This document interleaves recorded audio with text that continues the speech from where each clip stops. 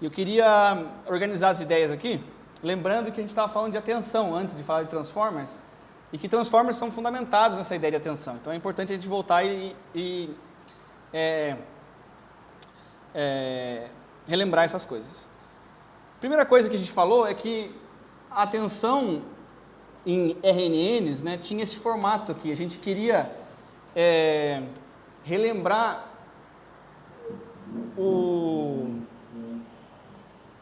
a gente queria fazer o seguinte: a gente queria, ao decodificar uma rede, a gente queria dar pesos para o histórico de versões assim, do estado escondido, certo? A gente guardava então em memória todos os Hs que foram processados a cada intervalo de tempo t, e aí a gente queria aprender aqui, ó, pesos alfa, né?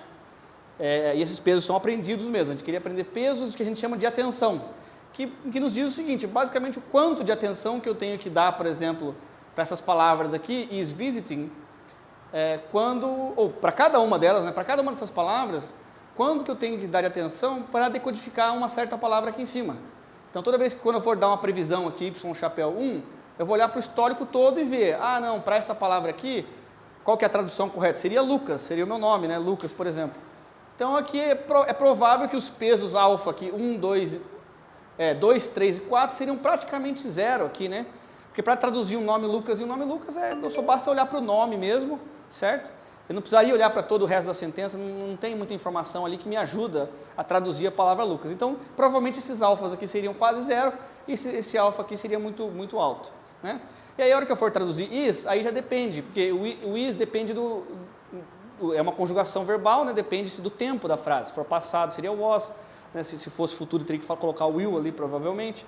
Então, para definir essa palavra, eu já tenho que olhar para frente aqui, porque agora aqui é is visiting, né? Eu vou visitar. Então, aqui a tradução já fica no futuro.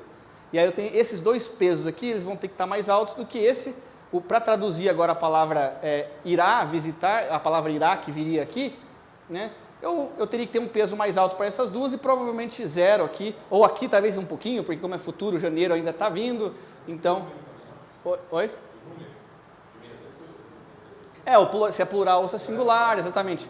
Então aqui nesse caso é verdade, né? A palavra Lucas talvez seja importante também. Acho que todas as três realmente, talvez essas duas sejam as mais importantes, que para decidir aqui a conjugação do verbo no singular eu tenho que saber que é só uma pessoa, tá certíssima a colocação.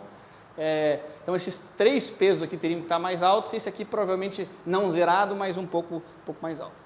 E aí a discussão toda é, tudo bem, isso aqui é legal, é até intuitivo essa ideia, mas como é que a gente aprende esses pesos, né? A gente, na mão a gente até conseguiria setar esses valores para alguns exemplos, mas como é que a rede consegue aprender esses alfas? E é isso que o modelo de atenção vai fazer, né? E aí esse é um diagrama que eu queria trazer para vocês, para mostrar como é que este trabalho particular, que é o primeiro trabalho, assim, considerado pelo menos por muita gente, o primeiro trabalho de atenção que traz essa ideia, como é que eles calculam esse peso, tá? Então eu queria trazer aqui, num formato de circuito aqui, né, como é que esse alfa é calculado. Primeira coisa, tá? O que a gente precisa para calcular um certo alfa? Essa saída aqui, gente, tá? Só para ficar claro, essa saída aqui é o C1, tá? Aqui eu deixei omitido, então essa caixinha aqui é uma expansão dessa. A cada intervalo de tempo, eu tenho esse cálculo aqui sendo feito para calcular o meu contexto, tá? E o contexto a gente vai chamar de C. Então, cada intervalo de tempo vai ter um C, vai ter um contexto C. Aqui nesse caso é o C1, tá?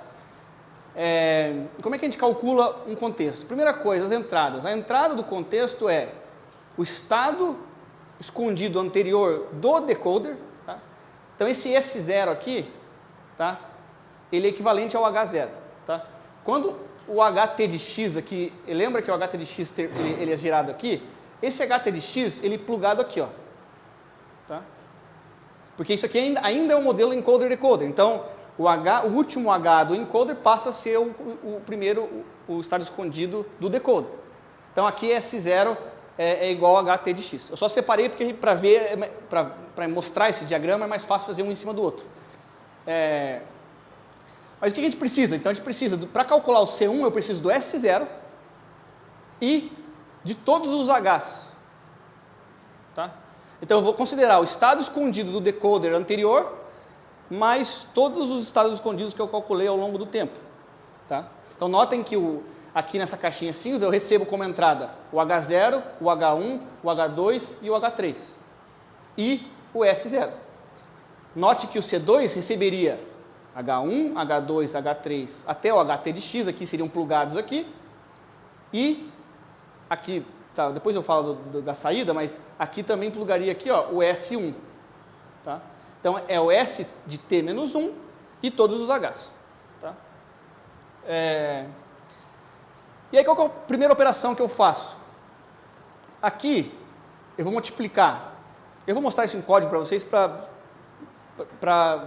vocês verem de duas formas diferentes que eu estou falando. Esse primeiro sinal aqui que está vindo aqui, ó, tá vendo? Esses arquinhos da esquerda. Então, essas flechinhas da esquerda, desses mais aqui, são o S0. Então, aqui eu tenho S0, S0, S0, S0.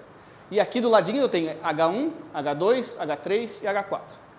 Então, eu vou fazer uma soma de S0 com H1, H2, H3 e H4. Eu vou combinar o estado escondido anterior do decoder com todos os Hs separadamente. Tá? E aqui, na verdade, para fazer essa combinação, não é só uma soma de vetor, eu tenho que deixar eles na mesma dimensionalidade, certo? Na verdade, eles já são da mesma dimensão, porque o H ele vai ter a mesma dimensão do S aqui. Tá? Mas o que a gente faz aqui? Aqui vai ter uma multiplicação de matriz para os Hs, uma multiplicação de matriz para o ST-1, aí isso passa por uma ativação não linear, geralmente uma TANAID, e aí faz a soma. Tá? Eu vou mostrar isso em código para vocês. Mas assim, intuitivamente, vocês lembrem que, é difícil lembrar essas fórmulas todas, então lembrem que a gente de alguma forma soma cada estado escondido H com os S0. Então daria S0, de alguma maneira assim, S0 mais H0, aí eu tenho aqui, só para eu expandir ali aquela, teria S0 mais H0, aí teria aqui S0 mais H1, aí teria aqui S0, H2, vamos supor que são só 4 tempos, então seria S0 mais H3. Aqui, na verdade, tem uma multiplicação de matriz, que a gente vai ver no código aqui, você vai ter uma matriz 1 multiplicando por S0, matriz 2 multiplicando por H0. Tá? Na verdade, o que vai ser feito é isso aqui. Cada um desses mais aqui, tá? É a mesma matriz W1 e W2, só que você faz em paralelo para os 4 aqui, tá? Aí, isso tudo agora passa por uma camada linear, uma camada completamente conectada. Tá? É uma camada com 4 entradas. Tá, isso aqui vai ser um vetor, isso aqui vai ser um vetor, isso aqui vai ser um vetor, isso aqui vai ser um vetor. Então, você combina isso aqui, vira uma matriz de entrada, e aí você passa isso por uma camada completamente conectada. Tá? Imagine isso aqui como um mini batch, por exemplo. Tá? Você passa por uma camada completamente conectada, e aí você aplica uma softmax. O que a softmax te dá? Ela te dá... A gente geralmente interpreta isso como uma distribuição de probabilidade, certo? Porque ela soma 1. Mas nesse caso aqui ela vai te dar os alfas. Alfa 1, alfa 2, alfa 3 e alfa 4. Tá, e aqui vai ser algo do tipo 0.3, 0.1, 0.1 e 0.5, por exemplo. E aqui são os meus pesos alfa, que eu vou, para cada um desses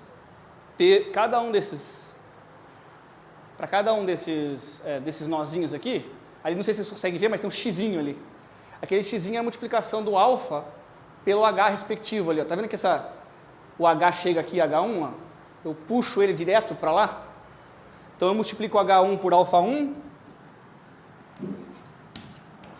H2 por alfa 2, H3 por alfa 3 e H4, no caso seria 0, né?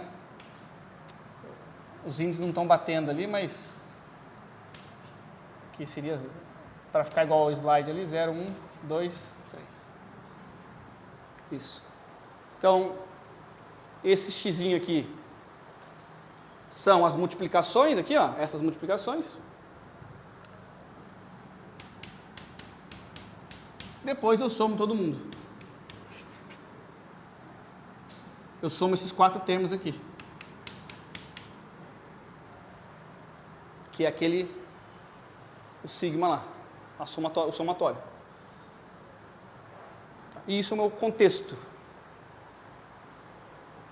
É isso que eu vou usar para decidir a próxima palavra. Na verdade, é isso aqui, só para complicar um pouco mais, mas é isso aqui, é o contexto concatenado com a previsão do decoder anterior.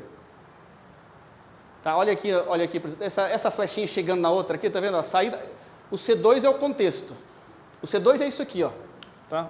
O C de T, é igual a isso aqui, somatório das multiplicação dos pesos pelos H's.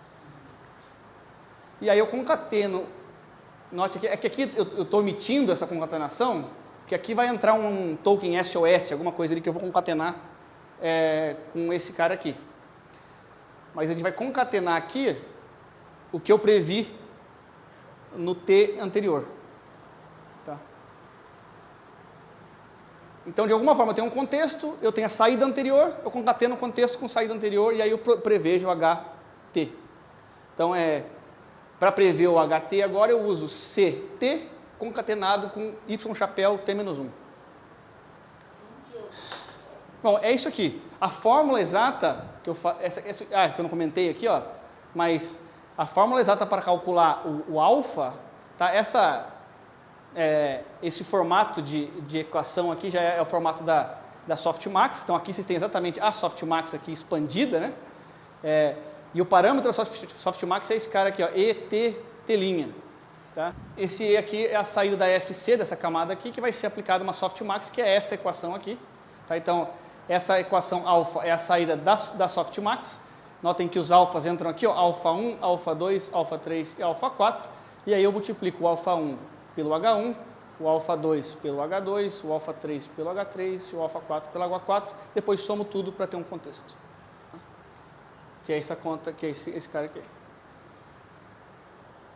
Então eu queria mostrar isso para vocês em código, para vocês visualizarem melhor. Então esse código aqui é legal porque ele é uma implementação de uma tradução, de um sistema de tradução automático, usando a tensão, com RNNs. Tá? E aqui você tem a tradução de francês para inglês. Então os dados estão mais ou menos assim. Tá?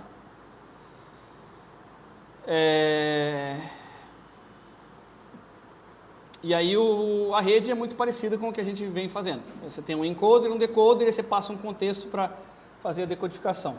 Tá? O contexto inicialmente é só o H direto, né? Do último estado, do último intervalo de tempo, mas aí com a tensão a gente tem todo aquele cálculo do vetor de contexto mais complexo. Bom, aqui, né, ele segue carregando os arquivos e tudo mais, aí tem os pares de tradução aqui, né? Eu não vou nem me arriscar a falar francês, porque eu não sei. E aqui é o conjunto de dados, não, é só uma classe auxiliar. Tá. Cadê? Tá, tudo função auxiliar por enquanto. Eu quero achar o modelo. Tá, dados, tal, aqui. Ele vai usar uma rede recorrente,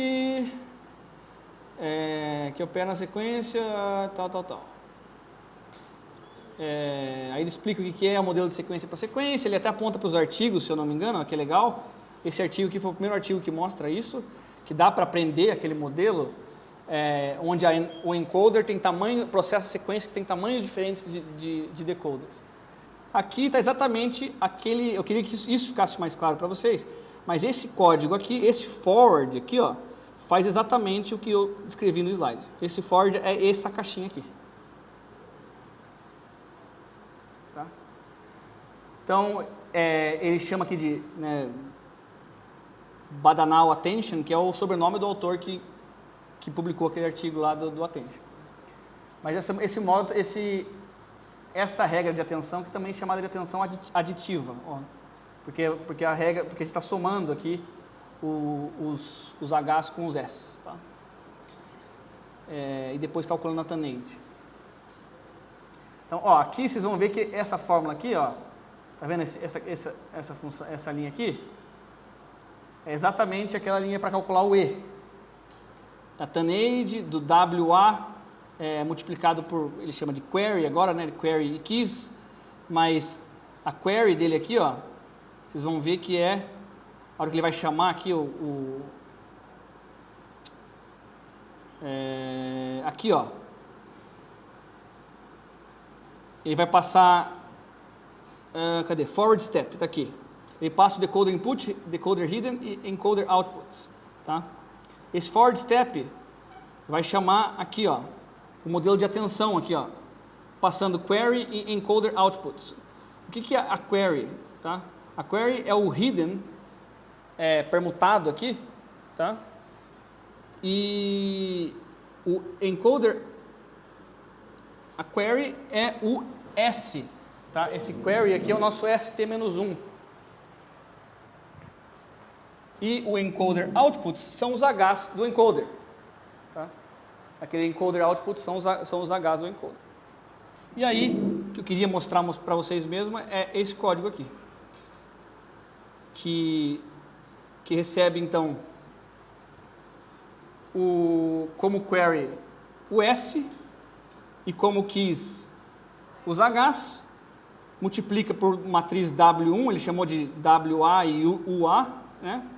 Mas no nosso caso seria W1 e W2, aí tira uma TANAID disso, tá? E aí aplica essa VA aqui, é essa FC aqui, tá? Então note que é soma, depois camada completamente conectada. Isso aqui ele faz tudo numa linha só. Aí aplica uma softmax, que é esse cara aqui, tá? E aí gera o contexto. Esse BMM é uma matriz de multiplicação de matriz, tá? Por batch matrix multiplication. Ele vai fazer em paralelo as multiplicações mas é uma multiplicação de matriz aqui, essa função BMM. Tá? Essa função BMM aqui vai fazer isso aqui, ó. Vai fazer a soma. Tá? Vai fazer um somatório, na verdade. E aí você tem o contexto. Tá? Então eu vou deixar linkado esses códigos para quem quiser estudar e entender, talvez via código, entender isso que está acontecendo aqui. Tá? Porque esse código todo aqui implementa exatamente o que está nesse slide aqui.